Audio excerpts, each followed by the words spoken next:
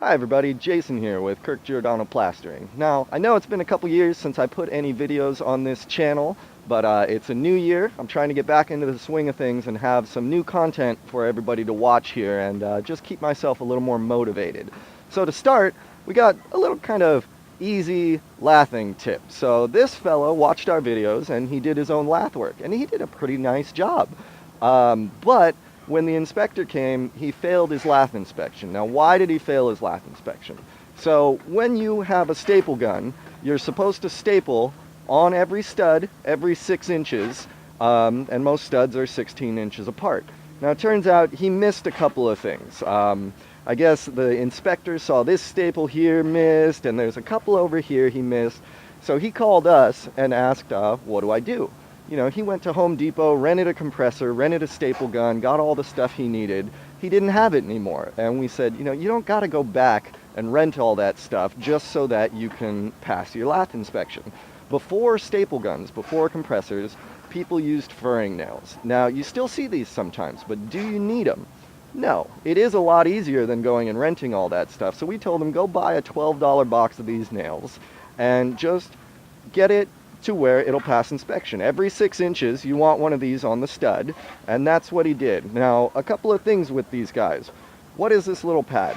This little pad, while it may help prevent water intrusion into stuff, these were actually to keep the wire away from the wall. Nowadays we have modern wire with these little red strips. This is the first strip, and that's a little dimple that holds the wire out, much like the little rebar blocks when people are pouring concrete. So that's the important thing with these. It's not exactly about water intrusion, but so the big things I already went over. The other things, they saw this missed staple. This is actually good for us because if he had stapled right here really tight, when we go to plaster, this wire needs to be a little loose. If this is real tight in here, our mud will just fall out over and over again. So this is perfect. We don't want this real tight in there. And I think that's about all I wanted to get out of this video. Do you need a staple gun? No, you can use these on little patches. And it works just fine.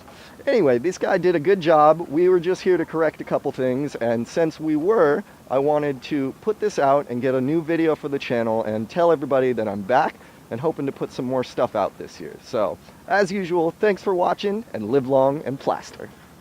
By the way, folks, my dad and I are now members of Amazon affiliates, so if you're looking to buy any of the plastering or construction tools you've seen in our videos and you want to support us in the process, you can check the links below our video, or you can go to our website and get them there. If you have any other questions for tools we don't have linked, email us direct and we'll respond to you then. Once again, folks, we thank you for watching, and I really enjoy all your comments. If you guys like this video, please click the like button down below, and also if you enjoy what we do, subscribe to our channel so we can keep making these videos for you. My name is Kirk. And Jay. We thank you for watching, and from the entire Giordano family, we'll see you on the next one.